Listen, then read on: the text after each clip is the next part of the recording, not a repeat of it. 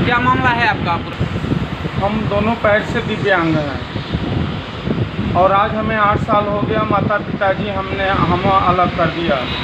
हमारी बारात वापस आ गई थी, शादी नहीं हुई। 1 हफ्ते के बाद यही ढाबा दिखा के हमारा दोबारा ब्याह हुआ। इसके बाद 5 साल के बाद बाल बच्चे हुए, तो हम माँ बाप के सहारे अपने बाल बच्चों को छोड़ के हम अपना आश्रम चले गए। इसके बाद 2014 लास्ट में हमारे माता पिता, हमारे बड़े भाई लोग हमारे बाल बच्चों को अलग कर दिया। इसके बाद हमारे पास फ़ोन गया मेरठ मुजफ्फरनगर कि डैडी हमारे जो है माँ जी और बाबा हमको अलग कर दिए। आज हम लोग 8 दिन से कुछ खाए नहीं। तो हमने बोला कि बेटा फ़ोन रखिए, हमें 2 दिन बाद हम मेरठ से हम आ रहे हैं आप लोगों के पास। जब घर पे आए तो हमने यही पूछा कि माता जी पिताजी बताइए, एक दिव्यांग लड़के को अलग करके आपने क्या पाया?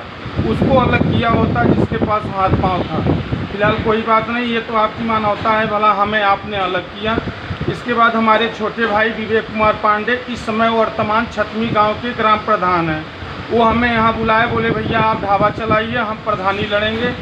जहाँ तक हो सका हम अपने अर्धांगिनी का गहना गुड़िया सब बेच के मैं विवेक कुमार पांडे उर्फ रिंकू को प्रधान बनाया। इसके बाद ये सब पूरे परिवार मिलकर हमें मारे, गांव के सामने मारे मध्य रात में। इसके बाद सुबह होते हम अपना गांव छोड़ के ढाबा पे आ गए, जो ढाबा दिखा के हमारी शादी हुई थी। हमारे दादाजी ने यही बोला कि भैया पैर से लड़का विकलांग है, ये पूरा ढाबा हम दे रहे हैं, ये आज के बाद अपना बाल बच्चों का भरण पोषण इसी ढाबा से करेगा। और ये हमारे माताजी का 34 फीट और 17 फीट हमारे दादाजी का है, तो दादाजी ने ये हमें दे के चले गए। इसके बाद अब चाचा लोग, भाई लोग, माँ बाप सब लोग कहते हैं कि होटल छोड़ के चले जाओ, होटल छोड़ के चले जाओ।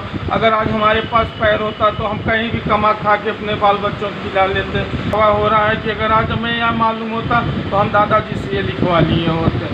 लेकिन दादाजी ये भी बोल के गए थे कि कोई हमारा लड़का इसको परेशान नहीं करेगा, इसके भरण पोषण के लिए ये पूरा ढाबा हम इसको दे रहे हैं। ये पूरा गांव गवाही देगा, हमारे ससुराल के भी गवाही देंगे, गांव के भी हैं श्रेष्ठ लोग गवाही देंगे।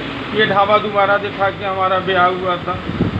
नहीं बोलने वाले बोलेंगे, आज भी हैं गाँव में बोलने वाले बोलेंगे। तो आप 5 साल से 2015 से हम मुकदमा लड़ रहे हैं इसी का। इसके बाद मुकदमा कोर्ट का भी ये सब आदेश का पालन न करके हमें प्रताड़ित कर रहे हैं, ढाबे पे चढ़ के जान से मारने की धमकी दे रहे हैं। कौन कौन धमकी दे रहा है? चाहे माँ बाप, हमारे भाई लोग यही सब दे रहे हैं। तो आपने यहाँ जो है डीएम के यहाँ, एसडीएम के यहाँ, एसपी साहब के यहाँ मैं सब जगह दरख्वास्त दिया। इसके बाद आके थाने में भी दरख्वास्त दिया, बोले इसको जो है आपस में सब लोग बैठ के राय मशवरा से इसको जो है बवाल दूर कर लीजिए। लेकिन थाने में भी हमारे अशोक कुमार पांडे चाचा हैं, ये हमको जान से मारने की धमकी दिए, बोले कत्ल हो जाएगा, कत्ल करके तब लेंगे। तो हमने यही बोला दिव्यांग हैं हम हैं, हमारे 2 बच्ची बीवी हैं, आके मार के होटल पूरा अपना ले लीजिए, न रहेगा बाँस न बाजेगी बाँसुरी।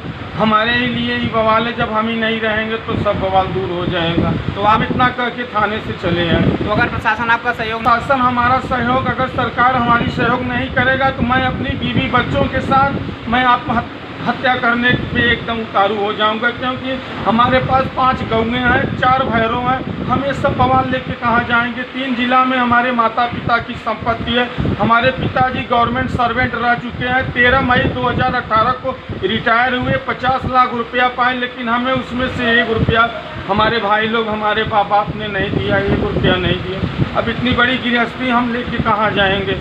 इससे बढ़िया आत्मदाह करेंगे पूरे परिवार के साथ। अब यही मन में मैं बनाया हुआ हूँ। क्या मांग है आपकी? कि 3 जिला में हमारे माँ बाप की संपत्तियाँ हमें कहीं नहीं चाहिए।